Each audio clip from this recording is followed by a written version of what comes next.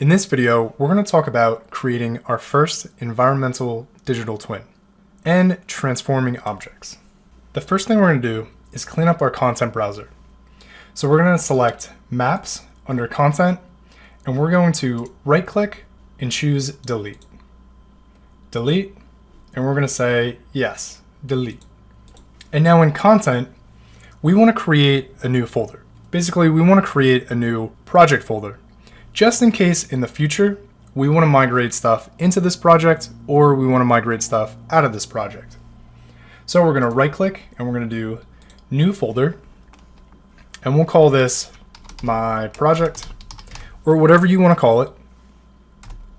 And inside of here, we're going to create one more folder. And we can call this maps or we can call this environment. Now with this folder selected, we're going to right click on it and we're going to choose set color. Now you don't have to do this, it's just a nice to know, but I'm going to make it a green color and I'll hit OK. And now let's go ahead and create our first environment. So I'm going to come up to File and I'm going to choose Open New Level. And I'm going to choose Basic and then Create. And this is going to look like just like what we had before, but this is a new one. Let's go ahead and place something in here. So we are going to go to Window, Place Actors. We're not going to go into too much detail, but I just want to show you that we can place some actors in here so that we know that our level is unique. So we'll come over to the Shapes tab in the Place Actors, and we're going to place a cube. We're going to place a sphere, and we're going to place a cylinder. And then we can close out of this. Now, if you want to adjust these objects, there's a few different ways that you can do that. Right, so we just placed these, but you can see that there's a gizmo on this object. Sorry, let me slow my speed down. You can see that there's a gizmo on this object, and this is for moving the objects. So RGB equals XYZ, right? So if I want to move this on the X, I'm going to move the red. If I move this on the Y, I'm going to move the green. And on the Z, I'll move the blue. Now if I want to move this on multiple axes, I can select one of these side planes, and it's going to move it on 2 axes. And if I want to move it on all 3, I'm going to grab this center dot. And this is going to be based on your screen position. Now, if I want to go to the other modes, right? So this is translation. We also have rotation and we have scale. So we can switch between those in the upper hand corner here.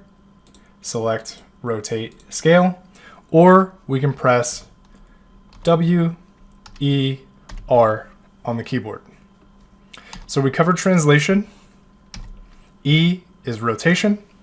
So this is going to rotate. And R brings you to your scale. We can scale this up and down.